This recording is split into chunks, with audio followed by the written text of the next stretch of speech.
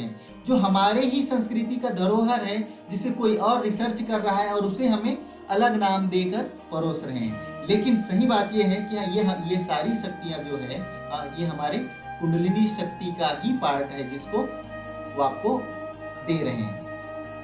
तो इस चैनल के माध्यम से जो हमारे साथ में जुड़ना चाहते हैं उसको हम यही कहेंगे कि आपको NLP सीखने के लिए या पावर ऑफ सबकॉन्शियस माइंड सीखने के लिए या इन साइंस की भाषा में कुछ अलग ही नाम देकर जो रखे हैं और वो उसका नाम वर्कशॉप रखे हैं, उसको 25,000 30,000 आपसे लिया जाता है और आपको ये कोर्स कराया जाता है।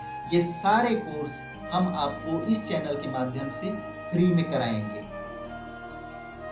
नमस्कार, स्वागत है आपका फिर से हमारे YouTube चैनल ब्रह्म ज्ञान सत्संग में। इस चैनल के माध्यम से हमने जो हमारे सनातन धर्म के अनुसार जो बताया गया है ग्रंथों में, और जो ज्ञान ऋषियों के पास, साधुओं के पास, संतों के पास में होता है, जिसको हम बोलते हैं कुंडलिनी शक्ति, इसकी जानकारियां और इनकी शक्तियां केवल उन्हीं लोगों के पास में होती थी जो साधु होते थे, संत होते थे और जो योगी होते थे, जो साधक होते थे, है ना।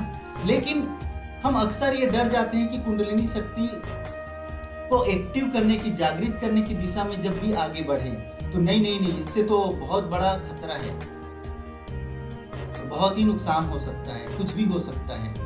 एक तरह से डर वो हमको कहीं ना कहीं खाया जाता है और हम इस मार्ग पर चलने से कतराते हैं। तो हमने इस चैनल के माध्यम से, जिसका नाम है ब्रह्म ज्ञान सत्संग, इस चैनल के माध्यम से क्रम से कुंडलिनी शक्ति के मूलाधार चक्र में किस तरह से प्रवेश करना है, उसे किस तरह से जागृत करना है, उसके सारे नियम, सारे सावधानियां और सारी प्रक्रियाएं क्रम से बताए हुए हैं और वो आप आसानी से इस चैनल के माध्यम से देख सकते हैं, है ना। मूलाधार चक्र जागृत होने के बाद में क्या होता है और क्या नहीं होता है, वो सारी बातें इस चैनल के माध्यम से आप सबको बताए हुए हैं। और आज हम बात करेंगे उसके जस्ट ऊपर, मूलाधार चक्र के ऊपर जो होता है वो होता है स्वादिष्ठान चक्र। स्वादिष्ठान चक्र के जागृत हो जाने से आपको क्या क्या लाभ होगा और क्या क्या लाभ हो सकता है। तो सबसे पहले तो ये बताना चाहूंगा कि स्वादिष्ठान चक्र को अलग से एक्टिव या जागृत करने की कोई आवश्यकता नहीं है, क्योंकि इस संसार में जितने भी मानव हैं, जितने भी जीव हैं, है ना, जीव जंतु सारे, उनके सभी के स्वादिष्ठान चक्र जन्म से ही जागृत हैं और ये बात किसी को भी पता नहीं है। इसके वजह से होता यह है कि स्वादिष्ठान चक्र जो जागृत हो चुका है, हम ना उसके ज्ञान के बारे में जानते हैं, ना उसकी शक्तियों के बारे में जानते हैं और ना ही उसे कभी पहचानने का प्रयास करते हैं। इसके वजह से होता यह है कि हम उन शक्तियों को कभी कभी सदुपयोग कर लेते हैं और कभी दुरुपयोग कर लेते हैं। कभी क्या, बहुत कम हम उसका सदुपयोग कर पाते हैं और बहुत ही ज्यादा उसका दुरुपयोग हो जाता है, जिसका भुगतान हमें ही भुगतना होता है। स्वादिष्ठान चक्र जो है वो जन्मजात एक्टिव है, अभी जरूरत है उसको प्रोग्रामिंग करने की, उसे अप्लाई करने की, और उसे अप्लाई कर लेंगे, उसके बारे में जान लेंगे सही ढंग से, तो हम इसे अपने जीवन में इस्तेमाल करके अपने जीवन को स्वर्ग सा सुंदर बना सकते हैं, सुगम बना सकते हैं। अब स्वादिष्ठान चक्र जब जागृत है तो उसे अच्छी तरह से अगर हम समझ गए और अगर अप्लाई करने लगे तो इसमें क्या क्या लाभ हो सकता है और होना ही है, ये हम आज के इस सत्संग के माध्यम से बताने का प्रयास कर रहे हैं। स्वादिष्ठान चक्र को अगर आपने पूरी तरह से, अच्छी तरह से प्रोग्रामिंग कर लिया तो इस संसार में, इस मानव शरीर में ऐसा कोई रोग नहीं है जिसको आप स्वयं ही उपचार ना कर सके। ऐसा कोई रोग नहीं है जिसको आप स्वयं उपचार ना कर सके। दूसरा ये है, शरीर के भीतर तो भीतर, बाहर भी अपने आसपास की जो वातावरण है वो आपके अनुरूप अनुकूलित हो जाएगा। आप यदि व्यापारी हैं, व्यापार में आपका रुचि है, या तो आप एक सर्वेंट हैं, कहीं जॉब करते हैं, वहाँ भी आपको अच्छी तरह से जो मनचाहा पद मिल सकता है, जैसा आप जितना धन कमाना चाहते हैं उतना कमा सकते हैं। स्वादिष्टान चक्र को अगर अच्छी तरह से समझ गए और अप्लाई करने लगे तो ये मान लो कि इस संसार में ऐसा कोई कार्य ही नहीं है, ऐसा कोई लक्ष्य ही नहीं है जिसे आप प्राप्त ना कर सकें। तो इन सभी बातों को समझने से पहले, जानने से पहले अब बात करते हैं ये जो स्वादिष्ठान चक्र है, स्वादिष्ठान चक्र का मूल तत्व क्या है। स्वादिष्ठान चक्र का मूल तत्व जल यानी पानी, वाटर, नीर, स्वादिष्ठान चक्र का मूल तत्व है। अब स्वादिष्ठान चक्र का मूल तत्व पानी होने की वजह से ये हमारे पूरे शरीर से संबंध रखता है। अब जरा एक बात बताइए, कहते हैं ना, ये वैज्ञानिकों ने ही सिद्ध किया है, विज्ञान ने सिद्ध किया है कि मानव शरीर में 70% पानी है और मात्र 30% बाकी और कुछ। जो 70% पानी है उसी से हमारा ये मानव काया है ना वो चल रहा है। और दुनिया में जितनी भी बीमारी होती है या कुछ उलझने आती है अपने मानव जीवन में, अपने मानव शरीर में, उसका मूल कारण होता है जल। लेकिन हम इस टेक्निक को अगर जान ले तो फिर पानी को ही अमृत कहा गया है और पानी को ही विष कहा गया है। तो अगर ये टेक्निक, ये तकनीक हम अच्छी तरह से समझ जाए तो हम जहर को अमृत और अमृत को जहर, ये दोनों में परिवर्तन कर सकते हैं। और ये सिर्फ और सिर्फ जल तत्व की शक्ति है। एक तरह से कहें तो आपको इच्छा मृत्यु का वरदान ये जल देव ही दे सकता है और वही करा सकता है। देखिए, अमर होना या कभी मृत्यु को प्राप्त न होना ये असत्य बात है, क्योंकि इस धरती पर जन्म लिए हैं तो फिर मृत्यु भी आनी ही है ना। तो एक तरह से मैं ये कह सकता हूँ कि इसको इच्छा मृत्यु का वरदान, यानी तुम जब चाहोगे तभी तुम्हें मृत्यु आएगी और जब तक तुम नहीं चाहोगे तब तक तुमको मृत्यु नहीं आएगी। ये है स्वादिष्ठान चक्र की शक्ति, ये है पावर। अपने आसपास के जो वातावरण है ना, आप कहते हैं हमारे शरीर में तो 70% जल है, इसकी वजह से हम अपने शरीर को पूरी तरह से किस तरह से प्रोग्रामिंग करना है, कहाँ पर क्या होना चाहिए, कौन सी बीमारी का किस तरह से ट्रीटमेंट करना है, ये हम अपने अंदर का आसानी से कर सकते हैं। अब ये प्रश्न आता है कि बाहर कैसे करेंगे, तो बाहर भी इसी का एक रीजन है। हमारे चारों ओर हवाओं में भी पानी है, हवाओं में भी जल घुला हुआ है ना, और स्वादिष्ठान चक्र का मूल तत्व जल है।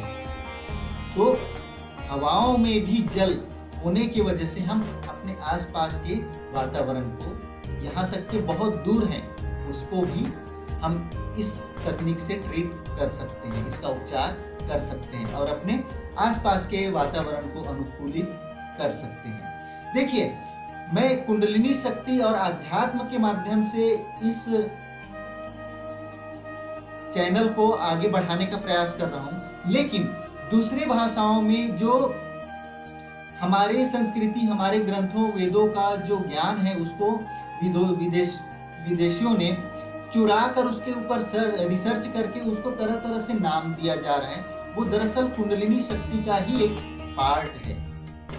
जैसे पावर ऑफ सबकॉन्शियस माइंड, आकर्षण के सिद्धांत, NLP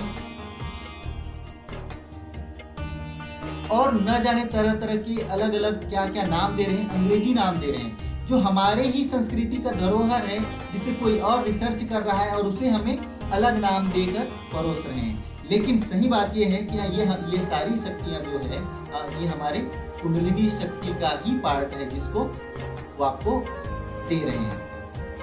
तो इस चैनल के माध्यम से जो हमारे साथ में जुड़ना चाहते हैं उसको हम यही कहेंगे कि आपको NLP सीखने के लिए या पावर ऑफ सबकॉन्शियस माइंड सीखने के लिए या इन साइंस की भाषा में कुछ अलग ही नाम देकर जो रखे हैं और वो उसका नाम वर्कशॉप रखे हैं, उसको 25,000 30,000 आपसे लिया जाता है और आपको ये कोर्स कराया जाता है। ये सारे कोर्स हम आपको इस चैनल के माध्यम से फ्री में कराएंगे।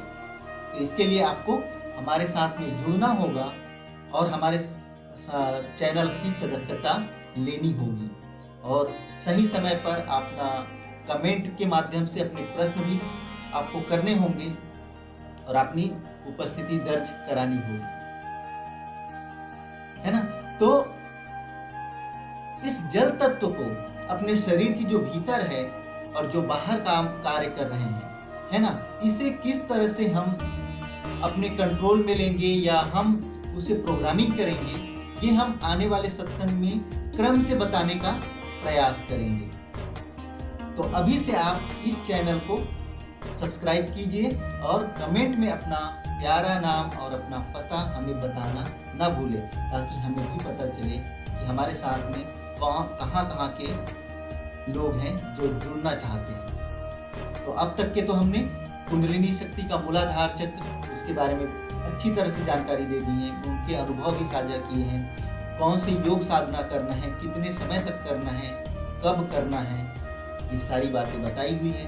अब हम इस चैनल के माध्यम से हम आगे बढ़ रहे हैं स्वाधिष्ठान चक्र की ओर। अब स्वाधिष्ठान चक्र को अच्छी तरह से बताने के लिए बहुत सारी वीडियोस आने वाली हैं, बहुत सारे सत्संग आने वाले हैं, हम आपको परोसने वाले हैं, जिसके माध्यम से आप सारे NLP, सब पावर ऑफ सबकॉन्शियस माइंड और चेतन मन, है ना, और आकर्षण के सिद्धांत, ये सारी जानकारी इस चैनल के माध्यम से सीख जाएंगे और अपने जीवन में अप्लाई भी कर पाएंगे। और इसके लिए आपको कोई चार्ज नहीं देना होगा। इसके लिए हम आपको मेडिटेशन कैसे करना है, क्या क्या करना है, जैसे हम मूलाधार चक्र के लिए बताएं वो सारी बातें स्वाधिष्ठान चक्र का भी हम क्रम से बताएंगे। इसके पहले वाले सत्संग में हमने बताया था, आपको एक इशारा दिया था। देखिए, जहां भी बात आए कि आपको मेडिटेशन करना होगा, ध्यान करना होगा, चाहे वो विज्ञान के माध्यम से बताया जा रहा हो, साइंस के माध्यम से, वो साइंस के माध्यम से या विज्ञान के माध्यम से जब भी आएगा हमारे सामने तो उसका नाम अलग ही कुछ रख दिया जाता है ना, और हमको परोस दिया जाता है। ये सारे पार्ट एक्चुअल में कुंडलिनी शक्तियों का ही होता है, जिसे अक्सर हमारे हिंदुस्तानी रिसर्च करना नहीं चाहते, इसको रिसर्च करते हैं विज्ञान कहाँ है, पश्चिमी देश में, और वो लोग इसका रिसर्च करके सारी दुनिया को परोस रहे हैं और हमें भी परोस रहे हैं। जो हमें परोसना चाहिए, हम उनको परोसना चाहिए, वो हमें ही परोस रहे हैं। तो इस चैनल के माध्यम से जुड़िए और आने वाले सत्संग में सबसे पहले हम जानने का प्रयास करेंगे कि हम हमारे मन को कैसे जाने, परखे, समझे और वो किस तरह से कार्य करते हैं। तो अपने मन की शक्तियों को जानने का प्रयास करेंगे और अंत में एक प्रश्न अवश्य पूछूंगा। वो प्रश्न ये है, हाथी और चींटी में अगर दोस्ती हो जाए तो क्या होगा, और ये क्या संभव है कि हाथी और चींटी के साथ दोस्ती हो जाए, और वो भी पक्की दोस्ती? क्योंकि अक्सर बताया यही जाता है कि हाथी और चींटी का दोस्ती तो हो ही नहीं सकता, क्योंकि हाथी के कान में अगर चींटी घुस जाए तो हाथी मर भी सकती है। लेकिन इसी तरफ दूसरी बात है कि हाथी के पैर के नीचे अगर चींटी आ जाए तो चींटी भी मर सकती है ना। लेकिन हमारा प्रश्न ये है कि हाथी और चींटी के बीच में अगर दोस्ती हो जाए तो क्या होगा, और इसका जवाब हम आने वाले अगले सत्संग में देंगे। और इसी के माध्यम से हम अपने मन को, अपने आप को जानने का और पहचानने का एक अच्छा अवसर भी ढूंढेंगे। तो मिलते हैं अगले सत्संग में, तब तक के लिए